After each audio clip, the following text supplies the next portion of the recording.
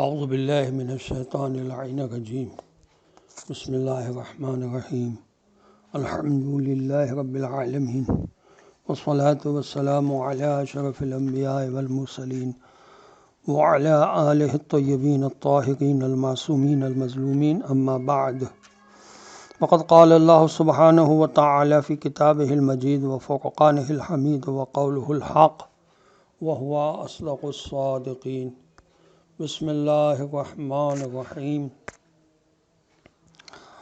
وما ارسلنا فی قریۃ من نبی الا اخذنا اہلها بالباساء والضراء لعلهم یضرعون ثم بدلنا مکان السیئۃ الحسنۃ حتی عفوا وقالوا قد مس آباءنا الضراء والسراء فأخذناهم بغتة وهم لا يشعرون صدق اللہ العلی العظیم۔ السلام علیکم ورحمۃ اللہ وبرکاتہ۔ اللہ تبارک و تعالیٰ کا شکر ہے کہ اس نے مجھے یہ توفیق عطا فرمائی کہ میں نے سورہ اعراف کی 2 آیات کی تلاوت کا شرف حاصل کیا، جن کا نمبر 94 اور 95 ہے۔ 94 نمبر کی آیت کا ترجمہ یہ ہے، اور کبھی ایسا نہ ہوا کہ ہم نے کسی بستی میں کوئی نبی بھیجا ہو اور اس کے جھٹلانے پر ہم نے پہلے اس بستی کے لوگوں کو تنگی اور سختی میں مبتلا نہ کیا ہو، تاکہ وہ لوگ شاید عاجزی پر اتر آئیں۔ آیت میں خدا اپنی سنت یا اپنے طریقے کو خود بتلا رہا ہے کہ پہلے ہم لوگوں کو ڈرانے سمجھانے کے لیے انبیاء علیہ السلام کو بھیجتے ہیں، مگر قوم کی اکثریت ان کو جھٹلاتی ہے اور طرح طرح سے ستاتی ہے۔ پھر ہم ان کو سختی اور تکلیف میں مبتلا کرتے ہیں تاکہ شاید وہ ہوش میں آ جائیں اور اللہ سے لو لگائیں، اپنی اصلاح کر لیں، مگر ہوتا یہی ہے کہ اکثریت اپنی اصلاح کی کوئی فکر نہیں کرتی اور خدا کا یہ طریقہ کار ان کو اپنے انجام کی طرف متوجہ نہیں کرتا، اس لیے پھر ان پر سے تکلیفوں کو ہٹا لیا جاتا ہے۔ اب ان کی اصلاح کا تیسرا طریقہ اختیار کیا جاتا ہے۔ اب انہیں راحت و آرام، مال و دولت اور اولاد کی فراوانی دی جاتی ہے تاکہ اب وہ خدا کی نعمتوں اور عطاؤں ہی کو دیکھ کر اس کا شکر اور اطاعت اختیار کر لیں، مگر اکثر ایسا ہی ہوتا ہے کہ اکثریت ان عطاؤں پر بجائے اس کے کہ خدا کی عظمت اور احسانات کو پہچانے، اور زیادہ گناہوں اور نافرمانیوں کا طریقہ زندگی اختیار کر لیتی ہے۔ وہ تکلیف اور راحت دونوں کو زمانے کے اتفاقات سمجھ کر ٹال دیتے ہیں۔ لوگ کہتے ہیں کہ یہ راحت و تکلیف تو ہمارے باپ دادوں کو بھی پہنچی تھی، یہ سب اتفاقات ہیں زمانے کے، کبھی کے دن بڑے اور کبھی کی راتیں۔ یہ تفسیر تبیان میں لکھا ہے۔ غرض وہ ان تکلیفوں اور راحتوں کو اپنی اصلاح کا سامان نہیں سمجھتے۔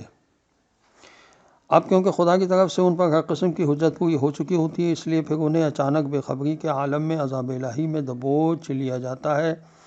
یہی حال مسلمانوں کی تاریخ میں ملے گا۔ مسلمانوں کو جو شان و شوکت کا دور ملا وہ بھی ان کے لیے ایک امتحان اور اصلاح حال کا ذریعہ تھا، اور آج جو بلا و نکبت کا دور ہے یہ بھی ہماری اصلاح کا سامان ہے۔ یہ فصل الخطاب میں لکھا ہے۔ مانے نہ کوئی کہ مد ہے ہر جزا کے بعد دریا کا ہمارے جو اترنا دیکھے۔ عزیزان محترم، یا سبحانو یا سبحانو یا سبحانو، اللہ پاک ہے، پاک ہے، پاک ہے۔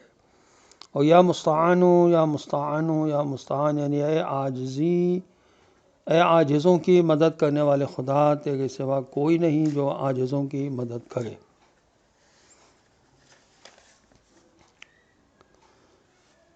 دوستی اور دشمنی زندگی کا حصہ ہیں۔ جہاں انسان کو اچھے مقاصد کے حصول کے لیے اچھے لوگوں کی دوستی کی ضرورت ہے، وہاں برے مفاسد سے دور رہنے کے لیے برائی اور برے لوگوں سے دشمنی بھی ضروری ہے، اس لیے کہ برائی کے خاتمے کے لیے اس کے ساتھ دشمنی ضروری ہے۔ حضرت امام حسن عسکری علیہ السلام فرماتے ہیں کہ نیک لوگوں کا نیکوں سے دوستی رکھنا ان کے لیے باعث فضیلت ہے، اور برے لوگوں کا نیکوں سے دوستی رکھنا نیکوں کے لیے زینت ہے، اور نیکوں کی برے لوگوں کے ساتھ دشمنی رکھنا خود بروں کے لیے ذلت و خواری ہے۔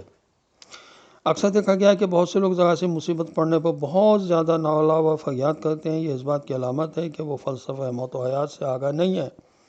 اور قضاء الہی کی حقیقت کو نہیں سمجھتے۔ امام حسن عسکری علیہ السلام فرماتے ہیں، جب قضاء الہی حتمی ہے تو نالہ و فریاد کس لیے؟ اب آیت نمبر 95 کی تلاوت کا میں پھر شرف حاصل کرتا ہوں اور اس کا ترجمہ پیش کرتا ہوں۔ ثم بدلنا مکان السیئۃ الحسنۃ حتی عفوا وقالوا قد مس آباءنا الضراء والسراء فاخذناہم بغتۃ وہم لا یشعرون۔ پھر ہم نے ان کی بدحالی کو خوشحالی سے بدل دیا تاکہ وہ ہماری نعمتوں کی وجہ سے ہماری بات مان لیں، یہاں تک کہ وہ لوگ خوب پھولے پھلے اور کہنے لگے کہ ہمارے باپ دادا پر بھی اچھے اور برے دن آتے رہے ہیں۔ آخر کار ہم نے انہیں اچانک پکڑ لیا اور انہیں خبر تک نہ ہوئی کہ یہ عذاب خدا ہے۔ تفسیر صافی میں لکھا ہے کہ مطلب یہ ہے کہ نعمتوں کی کثرت نے انہیں خدا کا شکر ادا کرنا بھلا دیا تھا، اور مصیبتوں میں بجائے خدا کو یاد کرنے کے وہ یہ کہتے تھے کہ یہ تو زمانے کی عادت ہے کہ وہ کبھی کسی کو فقیر بنا دیتا ہے اور کبھی کسی کو بیمار کر دیتا ہے، ہمارے باپ دادا کے ساتھ بھی ایسا ہی ہوتا چلا آیا ہے۔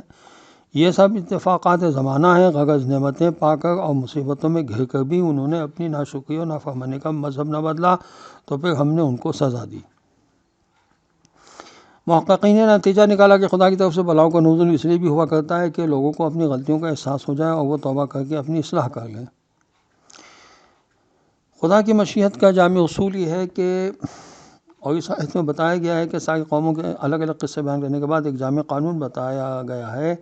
کہ خدا ہر قوم کو سرکش ہو جانے کے بعد پہلے قحط، وبائیں، تجارتی نقصانات، بے روزگاری، جنگی شکست اور اسی قسم کی بہت سی تکلیفوں میں مبتلا کرتا ہے تاکہ ان کے دل نرم پڑے، تکبر بھری گردن ڈھیلی پڑے، دولت و طاقت کا نشہ ٹوٹے، ظلم و گناہوں کے برے انجام کو دیکھ کر ظلم و گناہوں سے ہاتھ رک جائیں، اور وہ یہ سمجھیں کہ ہمارے اوپر کوئی طاقت ہے جو ہر چیز کو کنٹرول کر رہی ہے۔ پھر وہ خدا کے سامنے عاجزی کے ساتھ جھکیں اور حق کو قبول کر لیں، مگر جب وہ نہیں مانتے تو پھر ان کو خوشحالی کے فتنے میں مبتلا کر دیا جاتا ہے کہ لو اب نعمتوں کے مزے چکھنے کے بعد ہی اپنے رب کو پہچان لو، نعمتوں کا قولی اور عملی شکر ادا کرو۔ مگر وہ احمق ان تمام تغیرات کو اتفاقات قرار دیتے ہیں، وہ یہ نہیں مانتے کہ یہ سب کچھ حکیم مطلق انتظامات ہیں یا اسباق ہیں،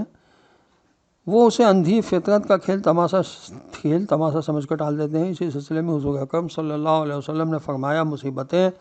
مومن کی اصلاح کرتی چلی آتی ہیں یہاں تک کہ وہ جب اس بھٹی سے نکلتا ہے تو اپنی ساری کھوٹ برائیوں سے صاف ہو کر نکلتا ہے، مگر کافر اور منافق کی حالت بالکل گدھے کی سی ہوتی ہے، وہی سمجھتا ہی نہیں کہ مالک نے اسے کیوں باندھا اور کیوں پھر کھول دیا۔ تفہیم القرآن میں لکھا ہے کہ غرض ایسی احمق قومیں نہ مصیبتوں میں خدا کے سامنے گڑ گڑاتی ہیں اور نہ نعمتوں پر شکر ادا کرتی ہیں، نتیجہ یہ ہوتا ہے کہ پھر بربادی ان کے سر منڈ دی جاتی ہے۔ تفسیر روح المعانی میں لکھا ہے کہ کافروں کے کہنے کا مطلب یہ تھا کہ رنج اور راحت کا آنا جانا کسی اخلاقی بدکاری کا نتیجہ نہیں ہوتا، بلکہ یہ تو فطرت کا قانون ہے کہ کبھی خوشی ملی اور کبھی غم۔ محققین نے نتیجہ نکالا کہ انبیاء علیہ السلام اور اولیاء علیہ السلام کے مخالفین کو دنیا میں بھی سزا ملتی ہے تاکہ خدا کی حجت پوری ہو جائے اور نبی علیہ السلام کی نبوت ثابت ہو جائے۔ نیز دوسرا نتیجہ یہ نکالا کہ جس نعمت کے بعد شکر و مصیبت کے بعد صبر کی توفیق حاصل ہو وہ حالت قابل تعریف ہے، اور جس نعمت کے ملنے کے بعد غفلت، ظلم، غرور، تکبر پیدا ہو، مصیبت کے بعد خدا کی رحمت سے انکار کا اظہار ہو، تو اس سے بدتر حالت کوئی نہیں ہو سکتی۔ یہ تفسیر ماجدی میں لکھا ہے۔ تفسیر انوار النجف کی جلد 9 صفحہ 95 پر لکھا ہے کہ پس خدا سختیوں میں بھی آزماتا ہے اور نعمتوں سے بھی، اگر ان دونوں حالتوں میں انسان غرہ ہو کر خدا کی طرف نہ جھکے اور نہ گناہوں سے توبہ کرے تو پھر اچانک اس پر عذاب نازل کرتا ہے جو اس کے لیے نقمت اور دوسروں کے لیے عبرت ہوتا ہے۔ عزیزان محترم، خداوند عالم نے ہمیں مہلت عطا فرمائی کہ ہم اپنے کردار کا جائزہ لیں، جہنم سے دور رہنے کے لیے کچھ اعمال کریں۔ رسول اللہ صلی اللہ علیہ وسلم فرماتے ہیں، یہ بحار الانوار کی جلد 8 صفحہ 280 پر لکھا ہے کہ اگر جہنمی زنجیر کی ایک کڑی جس کی لمبائی 170 ذراع ہے دنیا میں ڈال دی جائے تو پوری دنیا اس کی حرارت سے جل کر راکھ ہو جائے۔ موحدین کا عذاب سے محفوظ رہنا۔ امام جعفر صادق علیہ السلام کی حدیث شیخ صدوق کی کتاب التوحید کے صفحہ 120 پر ہے۔ امام جعفر صادق علیہ السلام فرماتے ہیں کہ خدا اپنی عزت و جلال کی قسم کھاتا ہے کہ جو بھی میری وحدانیت کا اقرار کرے گا ہرگز اسے جہنم کی آگ میں نہیں جلاؤں گا، لیکن یہ زبانی نہیں بلکہ عمل کے ذریعے سے اقرار کہ اس کے انسان کے اعمال ایسے ہوں کہ جس سے کوئی شرک کی بو نہ آئے اور اس کے اعمال سے معلوم ہو کہ وہ واحد خدا کو مانتا ہے اور عبادت و بندگی میں کوئی کوتاہی نہیں کرتا۔ وآخر دعوانا ان الحمد للہ رب العالمین، والصلاة والسلام علی اشرف الانبیاء والمرسلین، والسلام علیکم ورحمۃ اللہ وبرکاتہ۔